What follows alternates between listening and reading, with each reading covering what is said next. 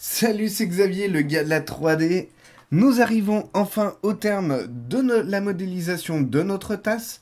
Nous allons juste légèrement affiner le rebord et les jointures de la anse en modifiant le Turbo Smooth.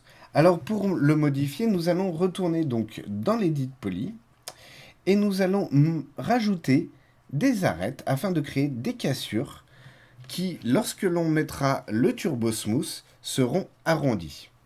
Alors pour ceci, je vais commencer par passer en Edge, en arête, et je vais sélectionner une arête sur l'extérieur de mon rebord et sur l'intérieur. Je vais ensuite utiliser l'outil Loop pour qu'il me sélectionne l'ensemble du tour. Et je vais aussi sélectionner le contour ici présent des liaisons de ma anse avec la tasse. Hop, hop. Je vais faire cette opération aussi en bas. Voilà. Je sélectionne mes arêtes. Alors, je maintiens CTRL pour les garder en sélection. Je vérifie un peu, tout est bon. Et donc, pour améliorer, on va rajouter un biseau. Donc, je descends dans Edit Edge. Et vous voyez que je n'ai pas de bevel, mais j'ai un chanfrein. C'est ce que l'on va appliquer. Donc je clique sur le menu du chanfrein. Et je vais rajouter, je vais déjà modifier son intensité. Alors là, il est à 1 et vous voyez que les arêtes se croisent. Donc je vais réduire, hop, hop, hop, hop, hop, hop, hop, hop, hop, hop, et je vais venir me placer à 0,2.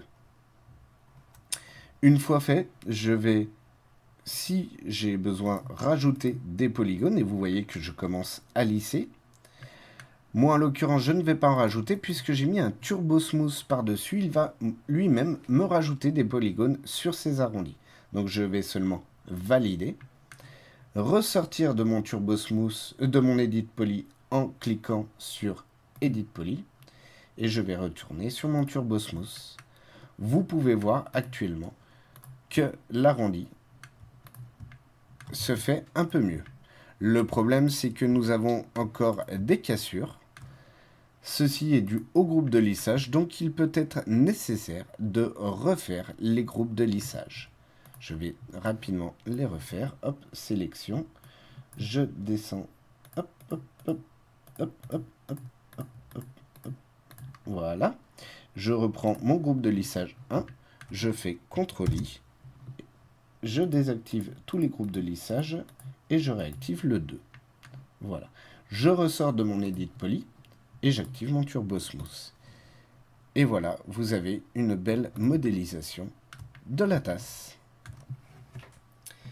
Je vous invite à me retrouver sur la prochaine vidéo pour une nouvelle modélisation. Je vous invite aussi à retrouver l'ensemble de nos vidéos sur la chaîne YouTube F3DF ou encore l'ensemble de notre activité sur le site f3df.com. Bonne soirée à vous tous!